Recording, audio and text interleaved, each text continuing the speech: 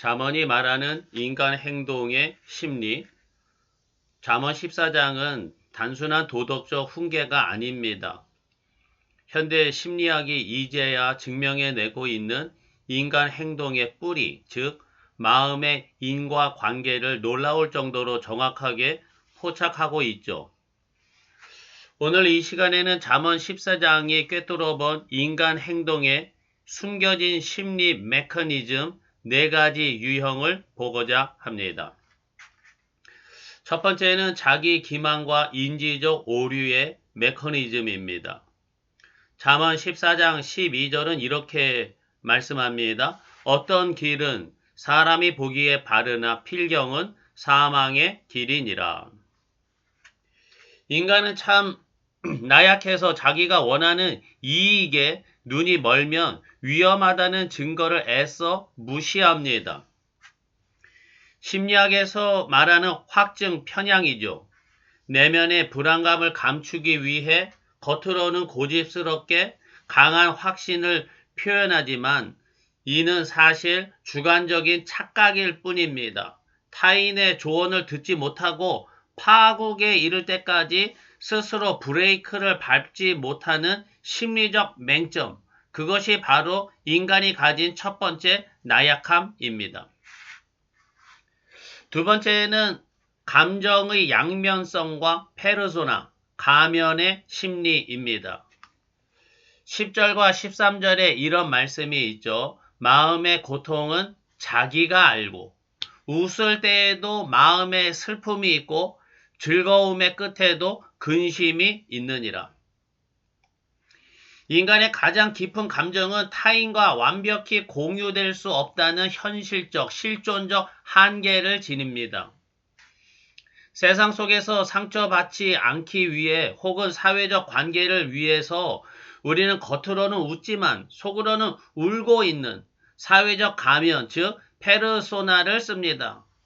만성적인 외로움과 공허함을 숨긴 채 방어벽을 높이 세우고 살아가는 현대인들의 슬픈 정서적 불안정성을 그대로 보여주는 대목입니다. 세 번째는 미성숙함과 충동성의 메커니즘입니다. 16절과 17절은 미련한 자는 방자하여 스스로를 믿으며 노하기를 속히 하는 자는 어리석은 일을 행한다고 경고합니다. 여기서 말하는 미련함은 지능의 문제가 아닙니다. 나를 객관적으로 바라보는 메타인지의 결여를 뜻합니다. 자신의 판단력을 과대평가하며 위험을 과소평가하고 내면에 취약하기 때문에 작은 자극에도 위협을 느껴 화를 내거나 소리를 지르는 방식으로 자신을 보호하려고 하죠. 성급한 결정으로 일을 그르친 후에도 반성하기보다는 남 탓을 하는 충동적 방어 기제가 바로 이 미련함의 정체입니다.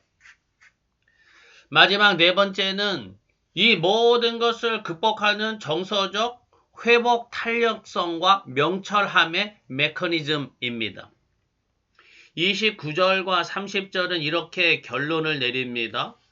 노하기를 더디하는 자는 크게 명철하여도 평온한 마음은 육신의 생명이나 시기는 뼈를 썩게 하느니라. 지혜로운 사람은 자극과 반응 사이에 공간을 둘 줄 압니다. 시기심과 분노가 나를 갉아먹는 유독한 감정임을 인지하고 이를 덤덤하게 흘려보내는 심리적 정화를 할 줄 알죠.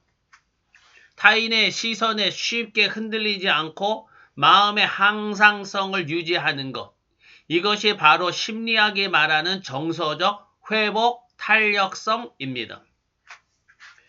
잠언 14장이 던지는 메시지는 명확합니다. 내면의 상태가 결국 겉모습과 내 인생의 경로를 결정한다는 것이죠. 스스로를 속이는 마음이나 다스리지 못한 시기심은 내 육체와 삶을 무너뜨리지만 나를 객관적으로 바라보는 평온을 유지하는 능력은 내 삶을 지키는 최고의 심리적 무기가 됩니다. 현재 우리 사회는 자기 기만적 확증 편향과 상대적 박탈감에서 비롯된 시기심, 그리고 자극에 즉각적으로 폭발하는 분노로 인해서 극심한 사회적 갈등을 겪고 있습니다.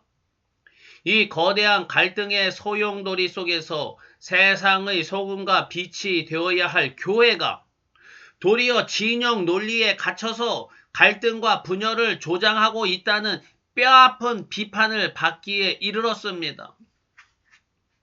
이에 우리는 잠언 14장이 제시하는 인간 행동의 메커니즘을 거울 삼아 오늘날 교회의 모습을 정직하게 성찰하고자 합니다. 우리는 도대체 왜 이렇게 서로를 미워하게 되었을까요?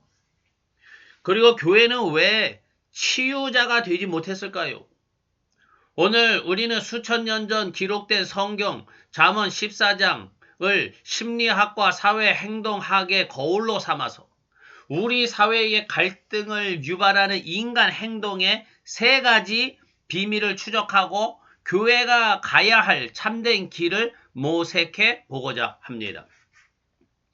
첫째로 주목할 인간의 심리는 바로 자기 기만, 즉 스스로를 속이는 마음입니다. 잠언 14장 12절 이렇게 경고했죠. 어떤 길은 사람이 보기에 바르나 필경은 사망의 길이니라. 인간은 참 나약해서 내가 원하는 이익이나 신념에 눈이 멀면 위험하다는 경고를 애써 무시합니다. 심리학에서는 이를 확증 편향, confirmation bias라고 부릅니다. 쉽게 말해서요, 자기가 보고 싶은 것만 보고 믿고 싶은 것만 믿는 생각에 삐뚤어진 치우침을 뜻합니다. 사회가 극단적으로 쪼개질 때 교회마저 특정 정치적 입장을 시인의 뜻이라 확신하며 이 확증 편향에 갇히곤 합니다. 내부의 건전한 비판은 사탄의 공격이라고 밀어내고 우리끼리의 집단적 착각을 종교의 이름으로 포장해버리는 것이죠. 사회학에서는 이를 집단사고, 즉 집단 속에 매몰되어 합리적인 비판 능력을 상실하는 현상이라고 진단합니다. 잠언이 제시하는 해결책은 명확합니다. 16절에 나오는 지혜로운 자의 두려움입니다. 교회가 사회 갈등을 해결하려면 먼저 우리가 틀릴 수 있다는 메타인지적인 성찰을 시작해야 합니다. 메타인지라는 건요, 내가 무엇을 알고 무엇을 모르는지 자기 자신의 생각을 한 걸음 물러나서 객관적으로 바라보는 능력입니다. 하나님의 절대적인 말씀 앞에 우리 안의 편견과 정치적 탐욕을 정직하게 비추어 보고 우리가 눈이 멀었었구나 인정하는 철저한 회개가 있을 때 교회는 비로소 갈등 유발자에서 치유자로 돌아설 수 있습니다. 두 번째로 우리 사회를 안에서부터 갉아먹는 시기심입니다. 잠언 14장 30절은 시기는 뼈를 썩게 하느니라고 무섭게 선언합니다. 현대 사회의 수많은 갈등 이면에는 상대적 박탈감이 자리 잡고 있습니다. 심리학에서는 이를 악성 사회적 비교라고 합니다. 타인의 성공이나 행복을 나에 대한 위협으로 받아들이고 상대를 끌어내리고 싶어하는 파괴적인 정서이죠. 이 시기심과 질투가 지속되면 뇌는 만성 스트레스 상태에 놓이고 실제로 면역계가 무너져 신체적 질병으로 이어집니다. 성경이 시기로 인해서 뼈가 썩는다 라고 표현한 것은 단순한 비유가 아니라 과학적인 사실인 것입니다. 더 가슴 아픈 현실은 교회마저도 사회적 약자나 나와 의견이 다른 집단을 향한 대중의 혐오와 질투에 편승해 왔다는 점입니다. 저들이 우리의 자리를 빼앗는다는 불안감을 종교적 명분으로 정당화하며 분열의 선봉에 서기도 했습니다. 잠언은 이 파괴적인 정서를 해독하기 위해서 시선을 돌리라고 명령합니다.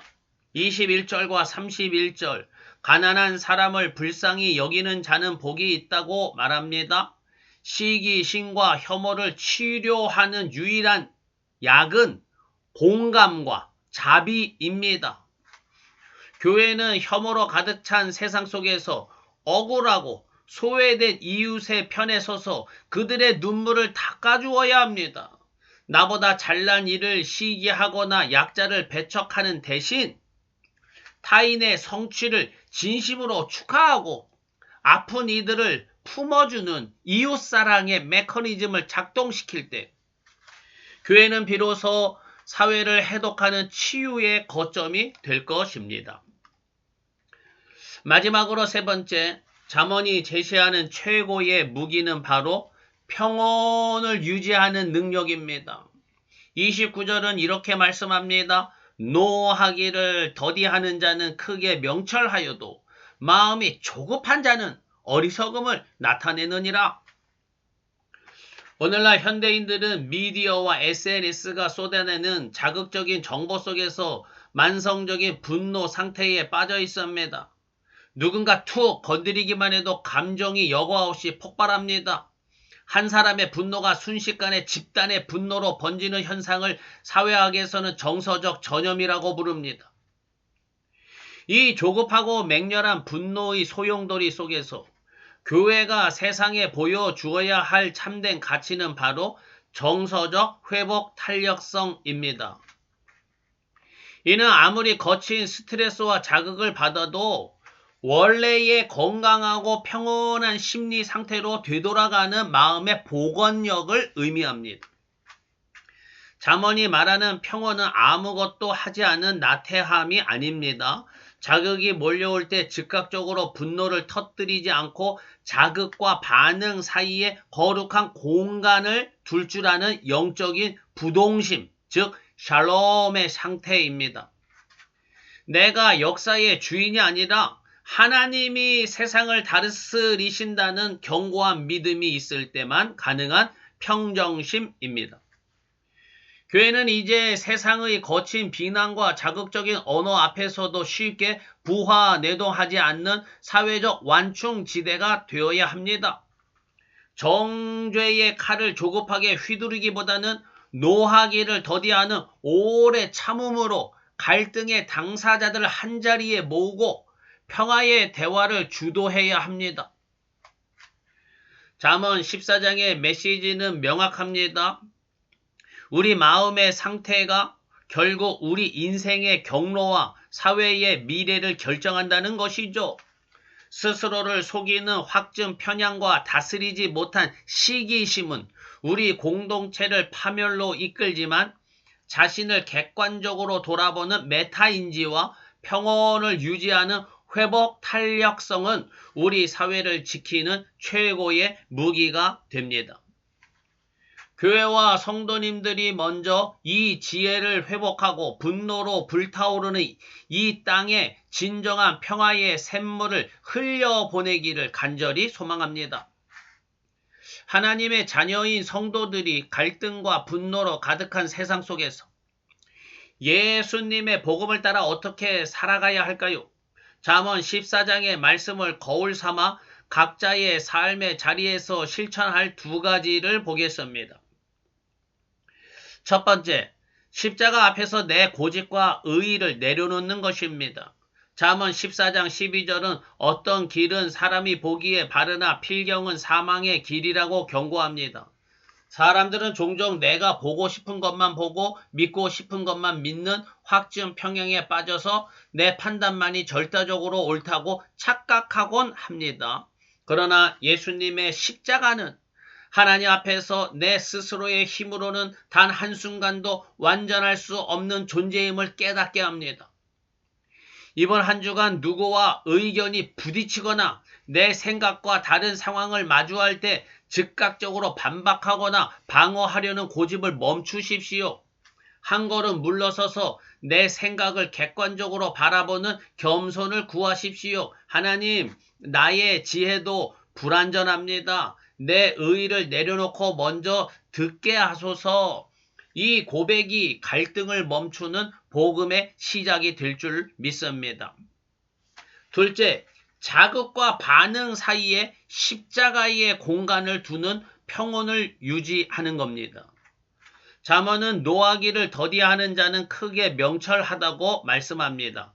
수많은 자극과 거친 언어가 쏟아지는 일상 속에서 우리는 쉽게 분노를 전염시키고 조급하게 행하곤 합니다.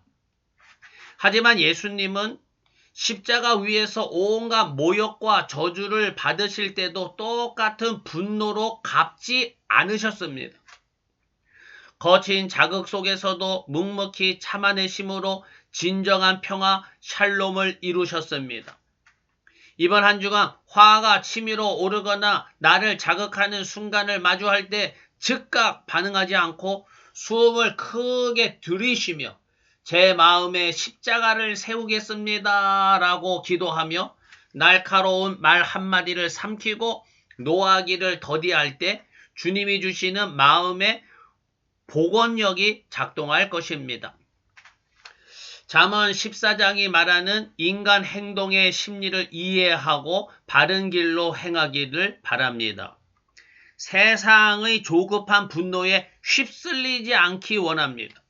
십자가의 겸손과 평온함으로 주변의 갈등을 잠재우길 소망합니다. 그리하여서 교회와 성도된 우리 모두가 이 세상에서 평화의 통로로 살아가기를 간절히 축복합니다. 아멘.